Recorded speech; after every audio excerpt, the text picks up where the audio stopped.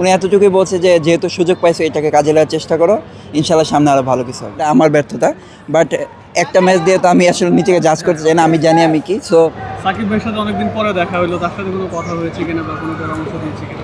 না, এমনিতেই like first দিন দেখা হয়েছিল, যেই দিন আমি ফার্স্ট আসছি ওনাদের সাথে ম্যাচ ছিল, সো ওই দিনই ওনার সাথে দেখার কথা হয়েছে। জাস্ট উনি এতটুকুই বলছে যে যেহেতু সুযোগ পাইছো এটাকে কাজে লাগার চেষ্টা করো, ইনশাল্লাহ সামনে আরও ভালো কিছু হবে। না, ওভারঅল আলহামদুলিল্লাহ, যেহেতু এরকম একটা ফার্স্ট টাইম একটা ফ্র্যাঞ্চাইজি লিগের সুযোগ পেয়েছি, যতটুকু একটা ম্যাচ সুযোগ পেয়েছি হয়তো কাঙ্ক্ষিতভাবে প্রত্যাশা অনুযায়ী করতে পারিনি, বাট স্টিল তার মধ্যে অনেক কিছু শিখতে পেরেছি। লাইক ড্রেসিং রুম অনেক প্লেয়ার ছিল, ফরেনার প্লেয়ার ছিল, লাইক কোচ ছিল, তাদের সাথে আসলে সময়টা ভালোই কাটছে এবং যতটুকু চেষ্টা করছি ওনাদের থেকে নেওয়ার।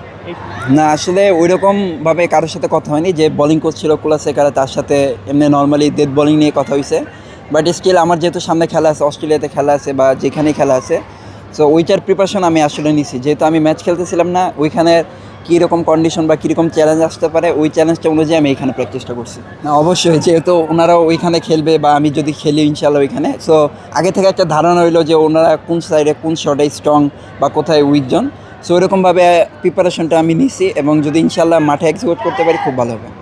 না, অবশ্যই, কারণ আমরা আসলে এরকম ফ্র্যাঞ্চাইজি লিগ খেলি বছরে একটা, সত্যি কথা বলতে বিপিএলের পরে একটা এরকম টি-20 টুর্নামেন্ট আমরা হয় না। আর লাইক আমাদের আলহামদুলিল্লাহ আমাদের ব্যাটসম্যান বলার আমরা সবাই যেরকমভাবে ইমপ্রুভ করতেছি, আমরা যদি বাইরের লিগে এরকম খেলতে পারি, লাইক আমরা দেশের জন্য অনেক কিছু ভালো করতে পারবো, এবং আমরা যে প্লেয়ার আছি তারা অনেক ইমপ্রুভ করতে পারবো। বিকজ আপনি যদি দেখেন এখানে উইকেট ভালো থাকে, ভালো অপোনেন্ট থাকে, সো এর মাঝখানে যদি আপনি ভালো করতে পারেন তো আপনার জন্য এক্সট্রা একটা মোরালি বুস্ট আপ হবে।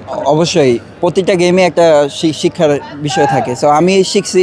যেহেতু আমি সুযোগ পেয়েছিলাম কাঙ্ক্ষিত অনুযায়ী আমি পারফর্মটা করতে পারিনি, সো এটা আমার ব্যর্থতা, বাট একটা ম্যাচ দিয়ে তো আমি আসলে নিজেকে জাজ করতে চাই না, আমি জানি আমি কি। সো ইনশাআল্লাহ ওইখান থেকেও শিখছি যে খারাপ সময় যাওয়ার পরে ভালো সময় কীভাবে ব্যাক করতে হয়। সো চেষ্টা আছে যখনই ইনশাআল্লাহ সুযোগ পাবো ওইটাকে কাজে লাগানো। আপনার দল তো বিদায় নিয়েছে, ফাইনালে এখন সাকিব, হৃদয়ের, জাফনা বনাম সোহানের গোল, কি মনে হয় কোন টিম ফেভারিট আসলে?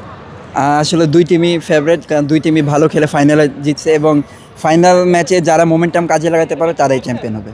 বাংলাদেশের উইকেটের সঙ্গে এখানকার এলপিএল উইকেটের পার্থক্য কতটা? এমন উইকেট বাংলাদেশও চান কিনা? না, অবশ্যই, লাইক এখানে যে উইকেটটা ছিল ট্রু বাউন্স ছিল, সো ইনশাল্লাহ আমাদের উইকেট এখন ভালো হচ্ছে। সো এরকম উইকেটে যদি আমরা খেলতে পারি ওভারঅল মিলিয়ে আমাদের ব্যাটসম্যান বলার সবার জন্য খুবই ভালো হবে। আইসিসি ইভেন্টে কতটা সহায়তা হবে? অনেক সহায়তা হবে, কারণ আইসিসি ইভেন্টে এরকম উইকেট থাকে। সো আমরা যদি নর্মালি এরকম উইকেটে খেলি তো ওইসব কন্ডিশনে গিয়ে আমাদের এগুলো কমন পড়বে।